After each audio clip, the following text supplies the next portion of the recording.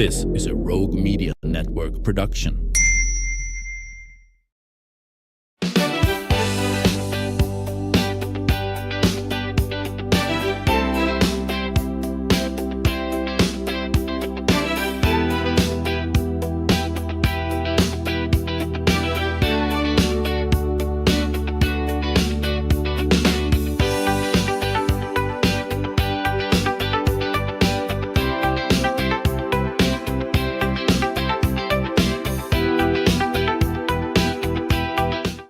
Welcome back to the show. Now, today we are going to be stepping into the fascinating world where storytelling, technology, faith, and innovation all come together on the big screen. My guests are two pioneers from Baylor University's Film and Digital Media Department, Carbonara and Michael F. Korpi. Dr. Korpi, and together these two internationally respected educators and researchers have helped shape the future of digital cinema, high-definition television, immersive storytelling, virtual reality, and now groundbreaking advances in color science. That's what I really want to talk first with the two of you about. This work is taking you from Hollywood studios and Sony's earliest HDTV innovations to major collaborations with organizations like SMPTE. You're going to have to tell me what that is. Sure. And the FCC and the Advanced Imaging Society. So many awards that you've received and in this groundbreaking technology. But let's start a little bit about the two of you. So, Corey, let's start with you. Growing up in Chicago in the 1960s, what first sparked your interest in filmmaking and storytelling? Oh, this is a vivid memory for me. My parents were wonderful in taking me to the theater, motion picture theater, all the time. And we had some great palaces in Chicago. And we never just went to the corner theater, It always was downtown Chicago, either the Chicago Theater or the McVickers, for example. And the McVickers was really an interesting place because this is where a lot of the blockbusters that were coming out in the early 1960s would land on the screen, 60 feet, across and, just as vivid as can be. So one of the memorable things for me was Lawrence of Arabia. Oh, yeah. And to see that, 60 foot wide. Oh, my and, word. To be in a situation where, as a young person, I just was mesmerized by what I saw on the screen, by the incredible cinematography, by the incredible direction and performances, Peter O'Toole, Omar Sharif. I mean, they were just amazing. And so I thought right away, I would really like to do this. And that was really the start for me, of actually having that seed of getting involved in film and then now digital media. Yeah. Mike, ask you the same thing. When did this spark kind of happen in you? Yeah, it's a little more complicated for me. I wasn't sure what I wanted to do. I was in high school. I'd applied to MIT and Georgia Tech and Caltech and wanted to do aerospace engineering. And then my last semester in high school, I just decided I was interested in too many other things that I didn't want to, I knew that would take all my time. And I wasn't sure I decided to do that. So I went to the community college for a semester, went to the University of Wisconsin for the next semester. And then my grandfather told me about a little Baptist preacher in Lynchburg, Virginia, who had started a college, a couple hundred students. He said, why don't you go figure out what God wants you to do for a year? So I went to what's now Liberty University when it was 300 students. Wow, and Liberty is huge now. It's a major university. Yeah, very big now. Yeah. And I was an English major, history minor. So interested in stories. Yes. Really, because that's what history is. And my roommate and I got interested in films and just read about it in books, but there wasn't much current information. And somebody showed us an American Cinematographer magazine, and it was just mind-blowing. And Corey and I are now associate members of the American Society of Cinematographers. We're the only two educators ever to be allowed into that group. Yeah, we're really blessed. It's a humbling experience. That's amazing. So we were interested in documentaries. And that's how I got interested in film. We just started doing them on our own. We talked a mission agency into letting us do a documentary for them, and they never asked us if we had done one before.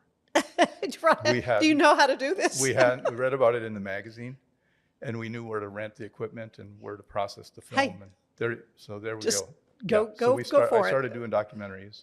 And which one was that? Which documentary was that? It was after the earthquake in Guatemala Okay. in 1975. And then we went down there for 2 months, did that. Anyway, that led to me going to the University of Iowa, because their film program, you could do documentaries, and I wasn't interested in the Hollywood stuff. Right. So yeah, I went to the University of Iowa. And then 2 years after that, I decided to do the PhD program, and Korpi was there in the PhD program too. So we met at the University of Iowa. And then Korpi got sick and had to drop out of the program. I did.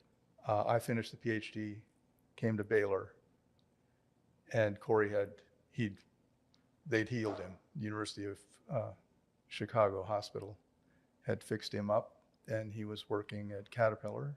And I called him. My first semester at Baylor. Yeah. What year was that? 1982. Oh, okay. 1982.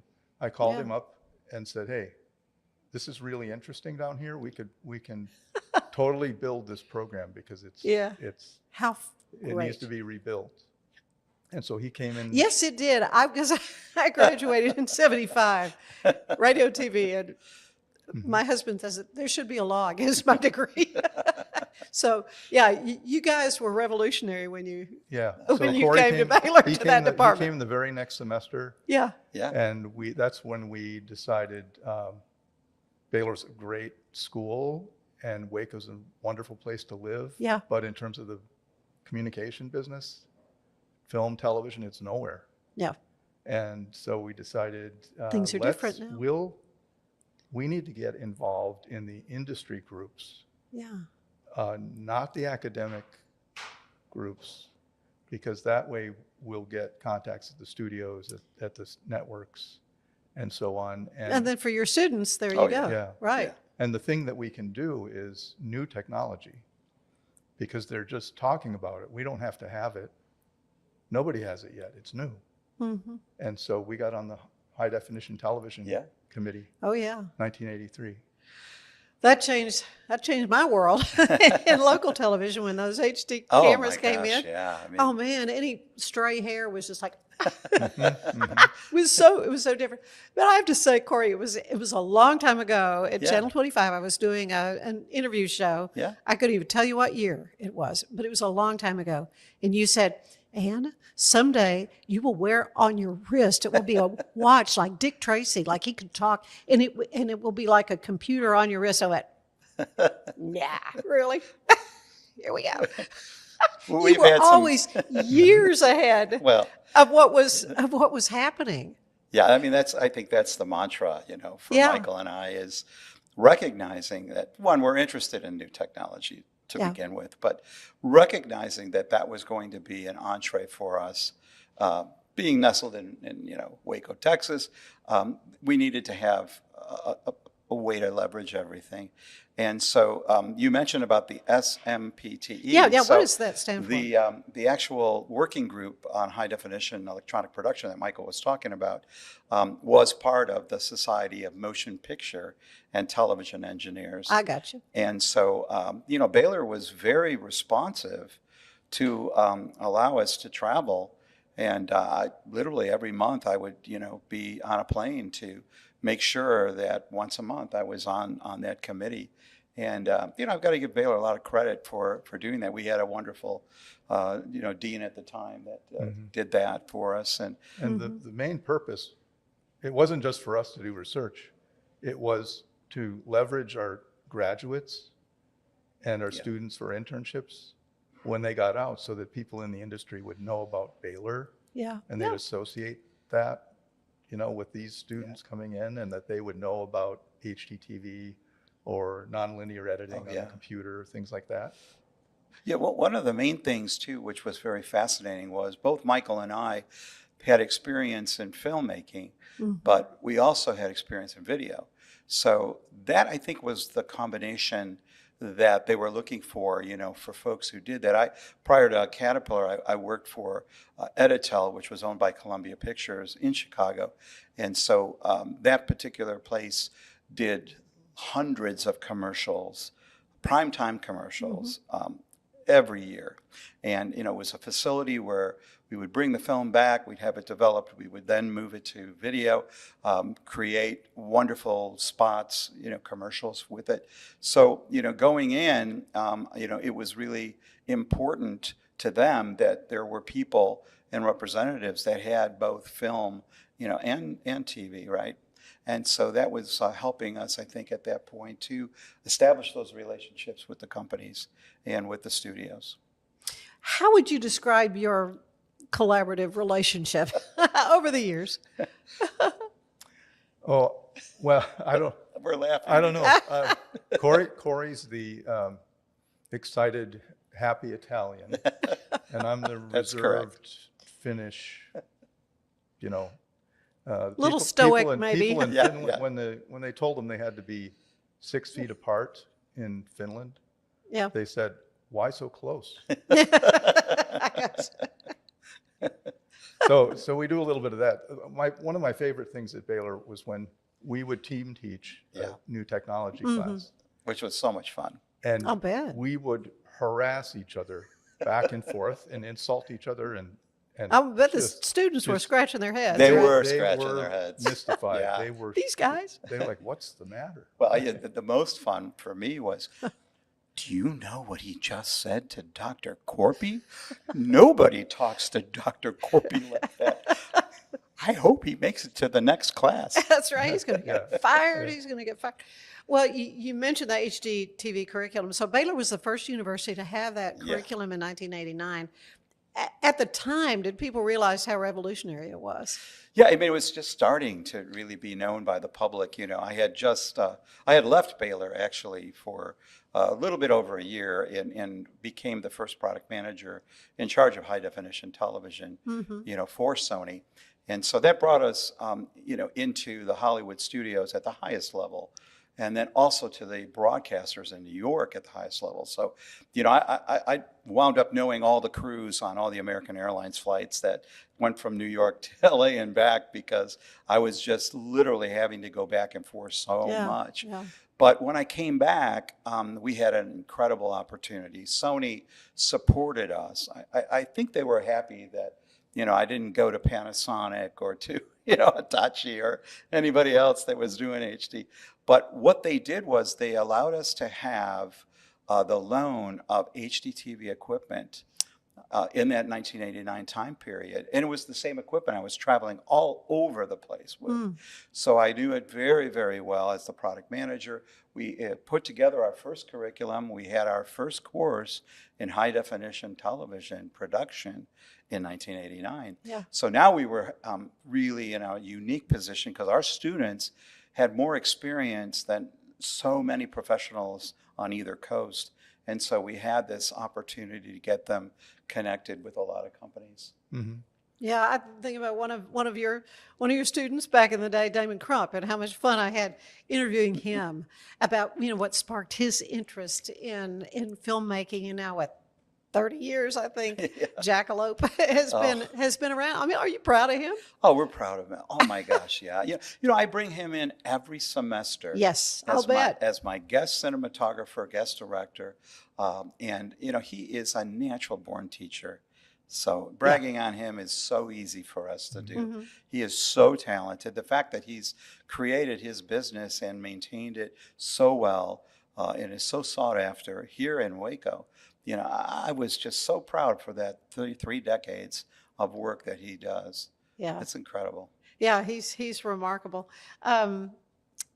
So you talk about breakthrough work at Sony in high definition. What was it like being a part of that era of knowing, this was something really, really special?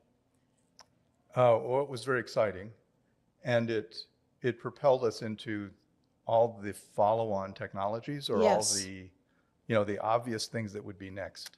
So HDTV at first was analog, and then it switched to digital systems. And as soon as it switched to digital, we said to each other, hey, now we can edit on computers. Yeah. And so we started with that in 1987. Mm-hmm. And we were there at the SMPTE convention when Avid sold the first Avid editing system Editing computer, yeah. Yeah. to the first person in the United States to buy HDTV From me. Wow. from Korpi. Look at that. I know. And It's, then- it's, This is and- historic. It's a God This is oral thing. history, Right. people. it's a God thing. It And really, then- yeah, that too, yeah. And then the follow-on was Avid's serial number 2, the second system, Yeah. was used by Tony Black, my former roommate, the one who we wanted to make films. Uh-huh. He became an editor in Washington, D.C., and did many, many PBS shows and Time Life and National Geographic and so on. Yeah. But it was the very first long-form documentary. He edited the first long-form anything on the Avid. Yeah. It had just been commercials up until that time. Yep. Mhm. So we had to figure out how to get enough storage and how we deal with this. It was a show called Making Sense of the 60s. Hmm. It was like one of those series. Oh, it's heralded. It was like 7 or 8 Amazing. hours on PBS, something like that. So that just followed on from there, and then it came into, how do we send this over the internet? Mm-hmm. Well, first of all, the internet. Hey, the internet, we could send audio, we could send Right. pictures. How are we going to do that? And we stumbled on Mark Cuban by accident, Yeah. and we didn't know anything about him, Uh-huh. and that led to the very first football with Frank Fallon. Very first streaming ever Very first stream to be done ever of sports. Live streaming of sports. Was with my Frank Fallon. Yes. Yeah, and Mark Cuban had AudioNet, which was his company. Wow. And it was an interesting story too, because he was talking about his service that he was doing for doctors for continuing education with Johns Hopkins University. So he was recording these. Obviously, digital had been in place by that time, but there wasn't very many people in the audience, and so we just Michael and I became the only two that were left there. Yeah, people left. The people left. This And is, he's speaking. and we just felt sorry, really, for Mark. So we said, Mark, look, why don't we just go get a cup of coffee in the foyer here? And we've got an idea that we want to talk to you about. And it was streaming sports. And so, I had just, Michael and I had been working very closely with Baylor at large with regards to technology. So I had just become Associate Vice President for Technology Management for Baylor at the time. So that was my very first contract, that we had to kind of put in place to get it to work. And then tell them what happened, Mike. I'll let you tell the story, what happened when we first had the first broadcast. Yeah, Or it worked great. Streaming broadcast. It Yeah, worked streaming. great, but we crashed the entire internet for the Western United I'll States. bet you did. Then there's that. There were quite a few Baylor alumni who tuned in. Oh, yeah. And, Oh, my and All over the goodness. world. Yeah. Missionaries, all Yes. Yeah. outside What the country. an amazing story. It's really And great. so what was the sporting event? Do you remember? It was Football. It was a football game. It was a the football entire game. season. Oh, the whole season. It was the whole Yeah. season, yeah. We Yeah. did the whole yeah, season. the first time, they figured out how to keep it from crashing. And then Mark went ahead and he was Indiana Hoosier, Yeah. fan. So he kept it going, right, in terms of basketball. And so then, that that became became broadcast.com, broadcast.com. which he then sold to Yahoo, Mhm. which is where he got his money to buy the Mavericks and do Yes. HDNet and do And the all the other Rest all the is other history, things. I guess. I think the exciting thing for us, and this is kind of another mantra we have, Mhm. we don't want to do this research unless our students could be with us 100%. So I remember when we were talking to Mark, we were sitting down, he goes, well, I've never done this before. And we said, well, would you accept some interns? We had some folks that were dabbling in a whole bunch of things on, what is now called the web, right? The internet. And he said, yeah, I could use them. So they actually stayed with them during the time when they, went public. Wow. Yeah, they had Probably equity. multi. They had equity. They, Oh, you it know, was a Rich. great story. Mitch Hughes bought his mother a house. Yeah, Oh, wow. yeah. She worked in the library, Yeah. at Baylor, and Great stories. Yeah. We're got to take a break. Okay. Got to take a break. But when we come back, I do want to talk about 6P color, because this is a whole brand amazing thing you guys are doing. But today's show is brought to you by Allen Samuels Dodge, Chrysler, Jeep, and Ram. They are your friends in the car business. There is more of the show ahead.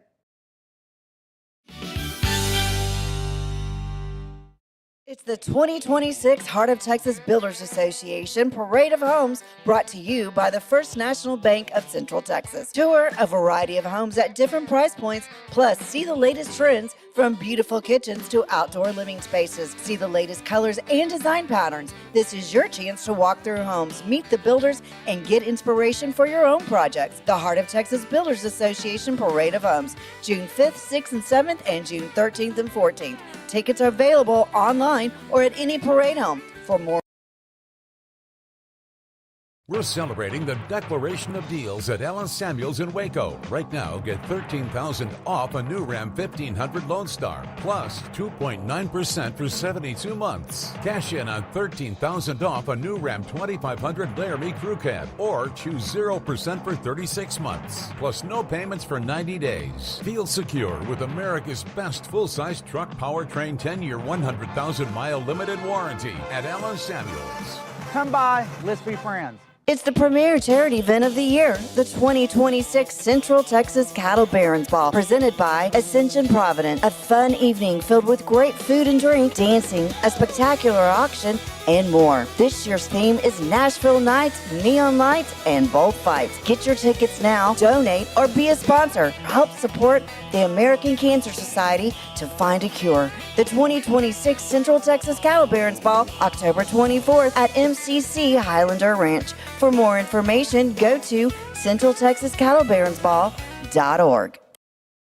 Cleanse your body of accumulated toxins and embark on your wellness journey at your own pace. At Global Healing, we provide premium supplements to help your body heal naturally. Start your healing journey today at globalhealing.com and organichemp.com. Designed to elevate the off-road experience, enabling adventurers to conquer any terrain. For 50 years, you've trusted us on your toughest recoveries, to your most breathtaking destinations, and in countless unforgettable memories.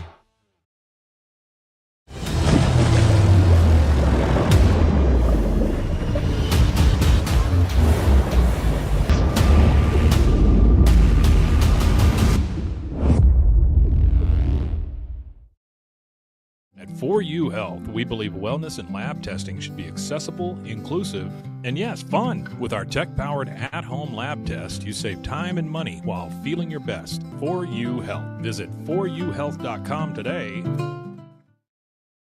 For anyone that's in the car buying mode or looking for a car right now or a truck, I would definitely come by Allen Samuels, get to know the people here like I have, how well I'm taking care of the dealership and how well, service and any kind of warranty issues or those sort of things.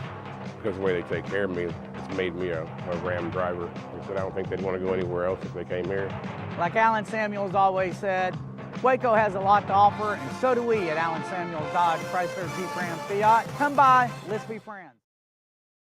Finance is evolving. Automation, data analytics, and AI are reshaping what finance teams do every single day.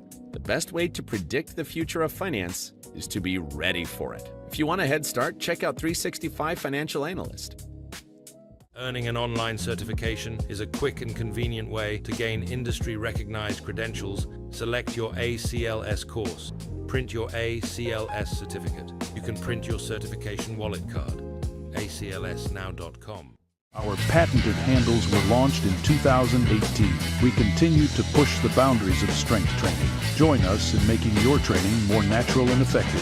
Visit Engels90.com to learn more and revolutionize your workout. Cleanse your body of accumulated toxins and embark on your wellness journey at your own pace. At Global Healing, we provide premium supplements to help your body heal naturally. Start your healing journey today at globalhealing.com and organichemp.com. Enjoy a quiet atmosphere with beautiful river views at the Brazos Landing, located in Waco along the Brazos River across from McLean Stadium. Enjoy homemade dishes like shrimp and grits, chicken piccata, braised short ribs, prime New York steaks, and more.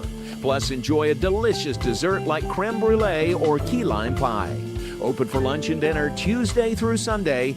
Brazos Landing in Waco, the only place where I-35 and the Brazos River meet.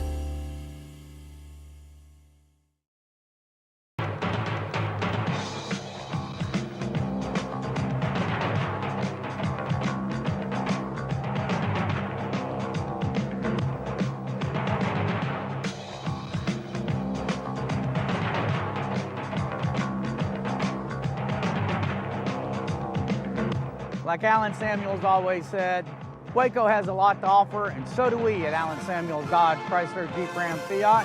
Come by, let's be friends. Designed to elevate the off-road experience, enabling adventurers to conquer any terrain. For 50 years, you've trusted us on your toughest recoveries, to your most breathtaking destinations, and in countless unforgettable memories.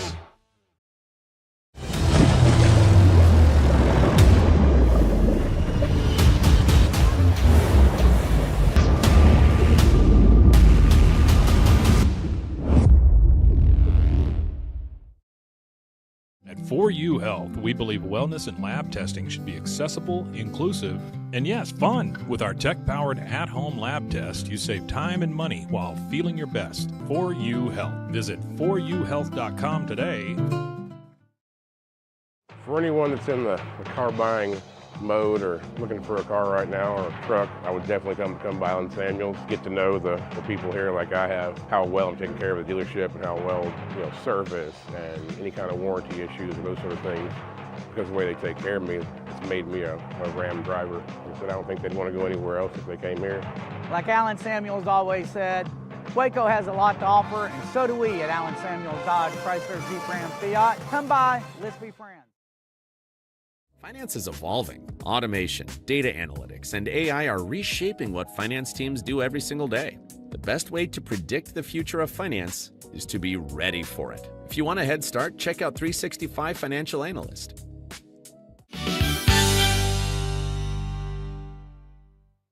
And we were back with Dr. Michael Korpi and Corey Carbonara, talking about the innovations that have come out of the Baylor University School of Film Technology, New Media. I get all the names of it. But the really latest thing that you guys have done has to do with color. So let's talk about what exactly is 6P Color Full Range System. Did I get the full name of it right? Yeah, full color range. Full right? color range, okay. Yeah, absolutely. Well, basically our whole world, between film and television and then digital video has been based on the principle of RGB, which is red, green, and blue. So every single screen that we have has an RGB component to it. Those three colors happen to be able to be combined to give us a lot of other colors as well. And when they're mixed correctly, the center of that is really white, right? So we call this an additive color principle. And for years, this is how it worked. And so if you don't mind, what I'd like to do is just give you a connection to something that we talked about before the break, which was Sony. And, when I started at Sony the very first day, that I was taking the job on, the same day, a man by the name of Gary Mandel had started. He was a genius engineer. He was incredible. And so he stayed with the company. I left. I went back to Baylor. When he retired, he had an idea and called us about it for Mike and I to think about this. And he said, I'm concerned about what's happening with laser projection in theaters. RGB, is still being made to produce all these colors, and lasers are so narrow in their bandwidth of the three colors that are used to make all the others. He was very concerned about trying to think of another way to increase the color fidelity and really provide a greater way to have more robust color. So his idea was to add more colors. And we got involved in this project together. How long ago? This was 2018. Okay, so it's been a few years. Yeah, and we began to really look at what he had. And he said, "Do you think Baylor is interested in wanting to take this on?" You know, he said his father said he could probably, you know, give it to Sony and, you know, probably make a good amount of money on it, but Sony might put this on the shelf because it wasn't part of their agenda at the time. And then he said, "Well, why don't you think of a university?" And Gary's response was, well, as soon as he said university, and he lives right in the backyard of Stanford, he said there was only one university that he could really think about doing anything with, and that was Baylor University Film and Digital Media Department. And so we began to explore how to do that. 3 other colors came to mind, that hence the word 6P, right, is 6 primary colors. So we added the other colors that were made with the triangle that are complementary. And it started out with looking at cyan, yellow, and magenta. But very early on, as Michael likes to point out, I'll let him point it out right now. Why did we not stay with magenta? Magenta is not a color in the rainbow. Magenta is, so effectively, it's not a frequency of light. It's not a color. Really? So it's not an close illusion. to purple? It's illusion. Oh, no, it's blue plus red. It's made between the 2 primaries, but it's not its own. It's not its own color. So if you plot color, the most common way is it makes it like an arch. Okay. Like one of the McDonald's arches. Right? That's about the shape. And the flat part of the bottom is where the magenta would be in pink and all those colors. Yeah. Well, when you have red, green, and blue, you get a triangle that's within that arch, but you can only recreate the colors that are in the triangle. You're leaving out a lot of colors that the human eye can see. That we see. Yeah. That arch is a lot bigger than what the triangle is that's nestled within it. Right. And you're never going to be able to use a triangle to get all of it. So when we add additional primaries, then we get quadrilateral or a pentagon or a hexagon. We get shapes that can take up more of the real color. When you go to the movies, that's probably the best picture anybody's seen. Sure. That's about 46% of the color that human beings can see. You're leaving out more than 50% of the color. Really? Now, it's a simulation of reality. We accept Right, your it. brain is reading it as reality, I guess. Yeah, but there are a lot more colors. So for example, you notice this when you go on vacation, say to the Caribbean or Hawaii or someplace. Take pictures of the beach and the water. The water. Yeah. And first of all, the picture doesn't look as good as you seeing it. And when you bring it back to show it to people, you have to say, well, you had it was you had the water was greener than it was it was so awesome. Yeah. And the astronauts say the same exact thing. Really? Right. They take all these pictures and video and from the International Space Station, they come back and they say they never see in any of that what they saw with their eyes. The triangle has limited them to what they can see in color. Okay. We've had an astronaut come to the Baylor research labs, and they looked at our prototype display, and they said, "That's what I saw." Yeah, it's remarkable. I mean, that is remarkable. So really, we like to say that what we've developed is a way to be able to encompass all 100% of all the color that God intended us to see. And one of the things Michael talked about with regards to moving outside the triangle was demonstrated, you know, as he mentioned, by the fact that we had to show and prove how these additional colors can be assembled together. And when we did, we were using footage that the astronauts shot, which was raw footage. What we mean by raw is it hasn't been truncated into a triangle in post-processing for our screens. So because all the color had been there in that particular image, in their motion images, we were able to use that for an experiment, actually, we did with our students. And what happened was the students preferred, obviously, right, you know, the additional colors, and they were getting goosebumps and all of the other things. But just even empirically, they, you know, demonstrated to us that that particular choice was made to have more color. It turns out that the area that we were placing into the cyan region, which is why Michael was talking about the waters, that particular area that we picked of where on that McDonald's arch we were putting the cyan, way outside of the triangle. It happened to be, the specific spot that really turned the brain on in terms of what we see when we go to the Caribbean.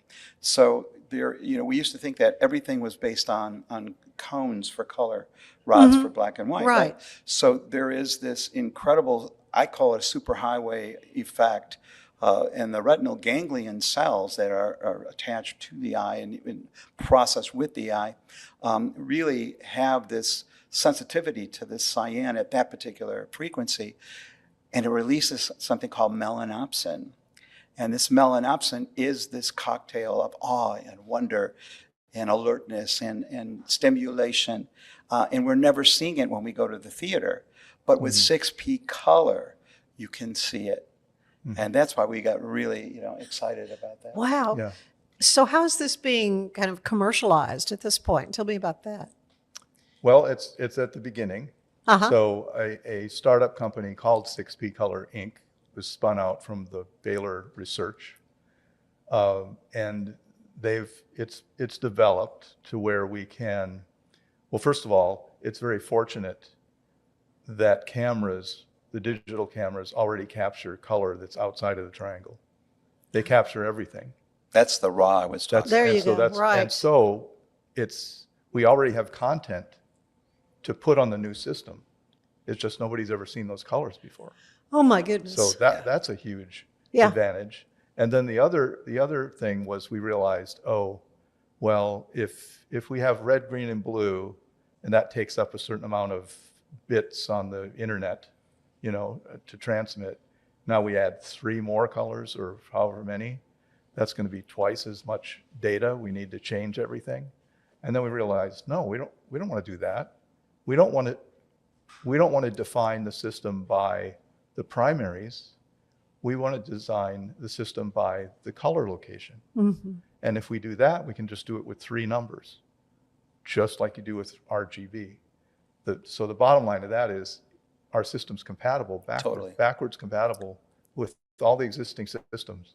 Our signal can go through everything that you would have at the TV station. It's just the monitor that needs a little bit of tweaking with the software to show the best picture it can with whatever primaries it has. Yeah. If it has red, green, blue, you'll see a better red, green, blue picture. If you've got 7 primaries on one TV, it'll show the best those 7 will show. If you've got 4 or you got 20, it wouldn't matter. The same amount of data, so it's compatible to all the systems. It just makes it easier for people to adopt. So the stage that 6P Color is, we can't tell you who they're working with. Yeah. But you'd have to kill me, right? If you don't. Yeah, but you would if you went into Best Buy. Okay. You might. So we're going to be needing new TVs. Is that what you're saying? Well, at some point? Here's the interesting thing about 6P Color. Because it's an end-to-end system, and I like to call it, Michael and I both say this, from the lens, that brings the image into the camera, all the way back to the display that puts it on the lens of our eye, right?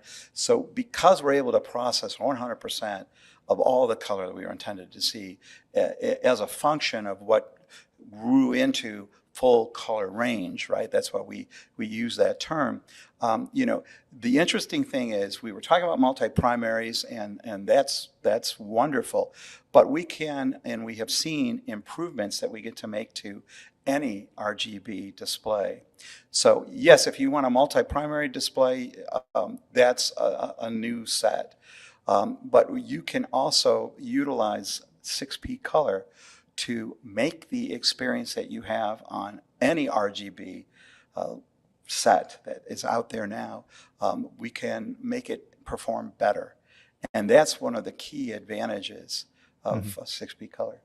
Yeah, that's the immediate thing. And that's, we have units that are 4 primary, 6 primary at 6P Color, but most of the displays that they're engineering for now are RGB, or just maximizing their capabilities. Yeah. So it's a wonderful opportunity to rethink color. You know, in the past, the wars were K wars, right? So you had HDTV or 2K, and then 4K came, and then 8K appeared on the scene, you know?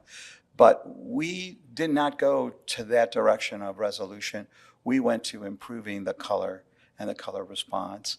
And so the exciting thing is what started in 2018, now in 2026, it has been phenomenal to see the improvement. We have many, many patents that have been a direct result of the research. And we've also had students that have been working with us over those 8 years as well. And again, you know, our edict is we want our students to have that opportunity to be right inside of the heart of the research. So we're very excited about the future of color.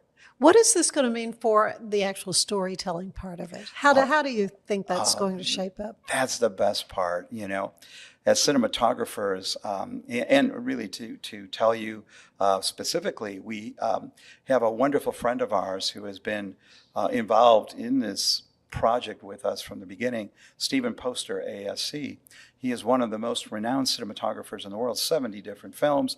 I could give you all the titles, you would know all of them. And so he is so excited about being able to unleash the emotional response that you can now get by going outside the RGB triangle. And the conversation that we usually have is something like, we're going to break the iron triangle open, you know. So this is really where, you know, cinematographers have been so excited about what the future could be. It gives them so much more options. As soon as you get past three primaries, you only have one combination to make a color. There's only one possibility. But once you have 4 or 5 or 6, there are an infinite number of ways to reproduce any one color, any one spot, any one location. You can create it different ways. So say you just had 4. Well, for most of those color locations, you could recreate them with just 3 and not use any cyan. Or you could even do a black and white movie, black and white presentation of some kind, and you can make those black and white shades with cyan or not. And if you did it with cyan, people would pay more attention and they'd be more emotionally energized. They'd be attracted to that. You can do that with other colors in the spectrum as well. So you can control emotional responses by whether you use that particular color at this time or you don't. You can add it throughout the movie. You could don't use it at the beginning and then use it for the climactic scene. Or there are just all sorts of possibilities for this. You know, it changes the visual narrative, right? I mean, stories are told, and stories start with, let's say, words on a page. You've got an actor that brings that to life through a director. But the director is also in charge of showing where the camera's going to be and what the vision is translated into visual terms. So for us, you know, this is why we're very excited about the future of storytelling. And, you know, the other thing, you know, that Michael was talking about too, is when we decided to not make colors frequencies, you know, on that arch, but rather a data point. It's the intersection of where you would find that specific color as an intersection between data points. And so once it becomes data, then there was no lack of us being able to do 100% of human coloration. And we can match colors precisely. So that's something that is very difficult to do. So if you've ever been in a department store and they have screens, maybe they're showing cosmetics or the colors of the perfume bottles or something, they never quite match. Oh, no. Or the fabrics, they don't look the same. Well, with full color range, we can make them look identical. Wow. So we could make an image of the plants on your table here match exactly on the display. Right behind it. So that you could sit here and look at them and be, those are absolutely the same. So how will you be telling your students to balance these technological advancements with the storytelling, the human part of storytelling? Well, I think it's all the components that they have as artists, right? So the artistry is, the center of this is story. And if you could tell the story with more emotional response because you're using color now in a new way, that's just another dimension that you have as a storyteller. Mm-hmm. You know, and so the excitement about where stories can take us is really now limitless when you think about the fact that we have another component. We've always had color, but we've expanded it now to create the emotion response. The same way that the script is being translated to give the emotion and the emotional response for audiences, the same way the directing does. You know, now all of these things, combined with music and audio too, we don't want to leave that out, you know. Yeah, they're integral parts of the story. Yeah, sound is more than half the picture. No, yeah, for sure.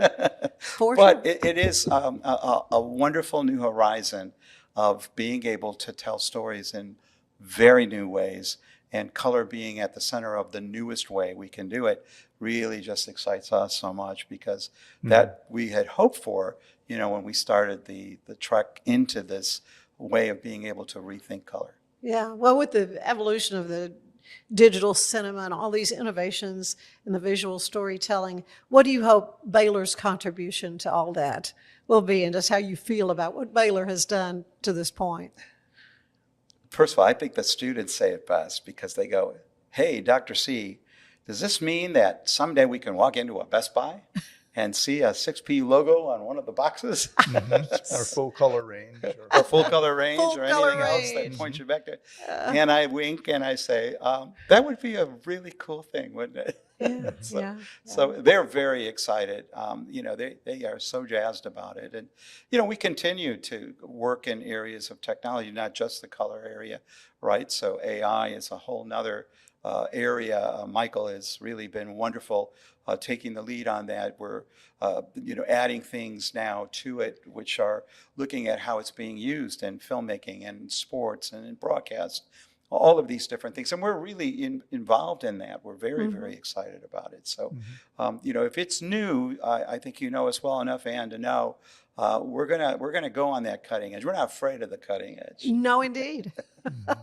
And Baylor stands to benefit greatly from this. Oh, yes. I mean, if this is successful at all, Baylor owns all the patents. Yes, that's important. So you don't have the future millionaires because of all your work. It's all going to Baylor, huh? I'm not holding my breath for that. Well, you know, but good for Baylor. We're part of Baylor's process. There you go. As inventors. Bragging rights for sure. As inventors. So, but Yeah. it has been a true blessing. Yes. And, you know, it's really been amazing that, you know, Michael and I were just commenting on this last week. You know, he said, you know, if you look at the industry now, in 2018, you know, there was some discussion about multi-primaries going beyond RGB, but it was always, you know, in a very limited capacity. And now, you know, at CES, the Consumer Electronics Show, you've got major manufacturers that are introducing multi-primary, you know. So that means that they're looking at being able to add more than RGB to their sets and their processes. And, you know, we looked at each other, we said, yeah, I think that's a direct opportunity for us to say that we did something. Right. Yeah. And when people from Asia fly to Waco to see things, or from Europe. Oh, they've been, you know, it's just been remarkable to see where things are at right now with regards to how this is being embraced by our industry. Well, and how the Film and Digital Media Department has grown. Yes. Yes. Over the years. It's just, my head is kind of exploding a little bit over this. This is so wonderful to hear, and to get to hear it from you guys, because there's more great things ahead. I mean, as you're looking down the road, you know, as you told me about this watch we'd be wearing that we could talk to like a phone. What's the next thing out there past this? What are you seeing? Oh, I mean, there's so many things that are on the horizon, and in many ways here. Virtual reality, applications of this color can be not just to static or to fixed screens, but can be to environments like VR, for example, or augmented reality, things of that nature.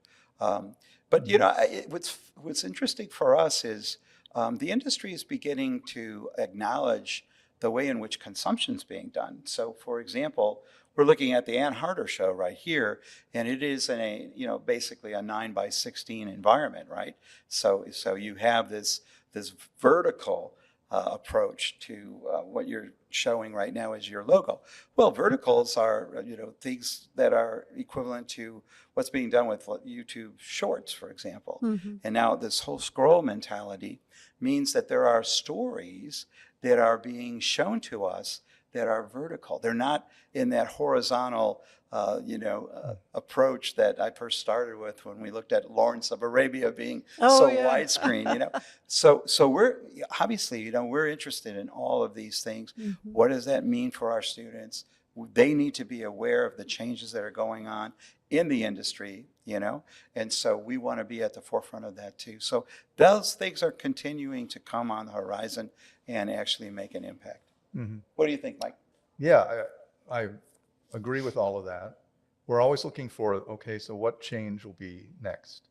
So one thing I think will change eventually is this taking the device out of our pocket and looking at it all the time and swiping up and doing all that. That capability, all the things it does, we're going to be able to interact with it without taking anything out of our pocket. It's just going to be. There you go. Yeah, we'll have maybe we'll have glasses. Maybe we'll do. Yeah, well, they're already talking about the glasses. We might do sublingual. Sublingual is when you think to say something, but you don't actually say it. It actually goes to the nerves that would say it.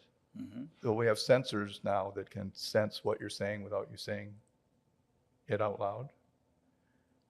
And other ways that you could interact with, say, glasses, mm-hmm. without having to touch them or do any. So we are very interested in any kind of interface, any kind of way that humans interact with the thing. That's exactly right. And those things will change. Yes. So right now the vertical videos are a big thing, and one of the things I think is interesting about them is kind of the genres.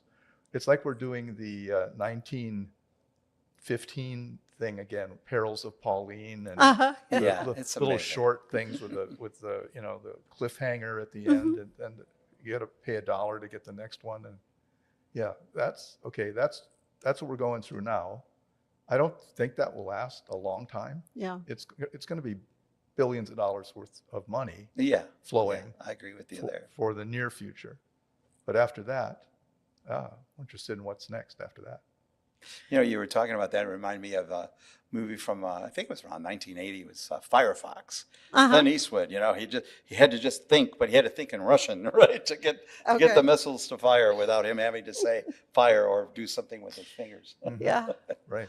So. Oh, it's fascinating what all the innovations that are happening, and the things we won't recognize things probably in 5 or 10 years, right? Right. I mean, things are going so fast, but all the work you were doing with Baylor students and with Baylor University, and how you represent the university so beautifully. And I thank you for your time and sharing these stories with me, the Doctors Carbonara and Korpi. It's great. Thank you both. Oh, and thank you. It's such a pleasure to be here with you. Enjoyed it. It's very much. It's my joy. Yeah, you'll have to come back. You'll have to come back, because I sense there's a lot more to this story. We just barely scratched the surface. We would love that. But thank you. Thank you, Beth.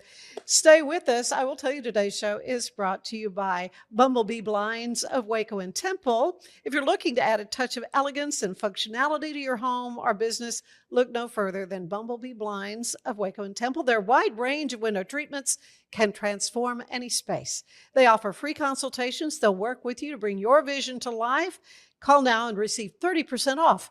Kayla is at 254-844-7939. That's call Kayla at 254-7844, I should say, 844-7939. There is more of the show ahead. Stay with us.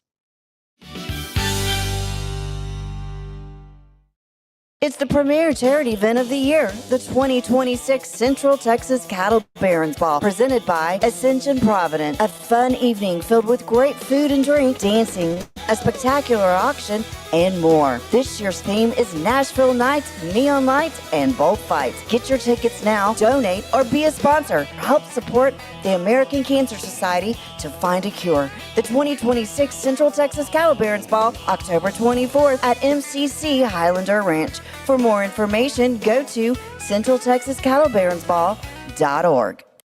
Earning an online certification is a quick and convenient way to gain industry-recognized credentials. Select your ACLS course. Print your ACLS certificate. You can print your certification wallet card. aclsnow.com. Our patented handles were launched in 2018. We continue to push the boundaries of strength training. Join us in making your training more natural and effective. Visit Engels90.com to learn more and revolutionize your workout. Cleanse your body of accumulated toxins and embark on your wellness journey at your own pace. At Global Healing, we provide premium supplements to help your body heal naturally. Start your healing journey today at globalhealing.com and organichemp.com. Designed to elevate the off-road experience, enabling adventurers to conquer any terrain.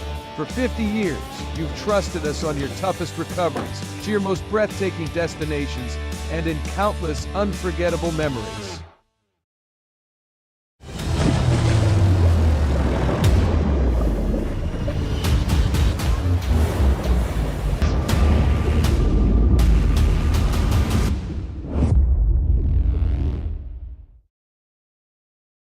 Finance is evolving. Automation, data analytics, and AI are reshaping what finance teams do every single day.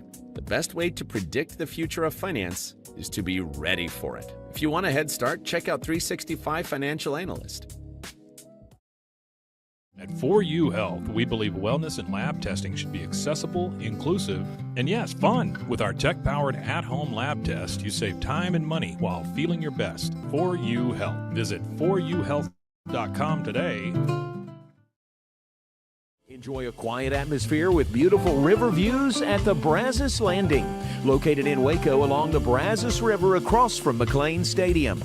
Enjoy homemade dishes like shrimp and grits, chicken piccata, braised short ribs, prime New York steaks, and more. Plus, enjoy a delicious dessert like creme brulee or key lime pie. Open for lunch and dinner Tuesday through Sunday. Brazos Landing in Waco, the only place where I-35 and the Brazos River meet. It's our declaration of deals, and savings are moving fast at Allen Samuels Jeep in Waco. Get a 2026 Jeep Wrangler Sport for just $32,990, or take $10,000 off a 2026 Jeep Grand Cherokee Summit, or qualified buyers can get 0% APR for 36 months and no payments for 90 days. Don't stand still. Drive today. Allen Samuels. Come by, let's be friends. It's the 2026 Heart of Texas Builders Association Parade of Homes, brought to you by the First National Bank of Central Texas. Tour a variety of homes at different price points, plus see the latest trends from beautiful kitchens to outdoor living spaces. See the latest colors and design patterns. This is your chance to walk through homes, meet the builders, and get inspiration for your own projects. The Heart of Texas Builders Association Parade of Homes, June 5th, 6th, and 7th, and June 13th and 14th. Tickets are available online or at any parade home. For more information, go to wacohomeparade.com. Apollo Neuro is a new kind of wearable that helps your body recover from stress, that helps you calm down and feel better. You sleep better, and you can get back to being yourself. Learn more at apolloneuro.com. I had a panic moment running my hands through my hair, and that's when I found Keeps. Keeps gave me the results that I was really looking for. I definitely felt a lot more confident once I saw my hair coming back. Keeps has given me the control of my hair back. Get your first month free at Keeps.com. It's not just a glove, it's a 44 Pro. Crafted with dedication, made for performance, and built to last. Get your custom glove today at 44pro.com and experience the 44 Pro difference. That's 44pro.com, 44 Pro.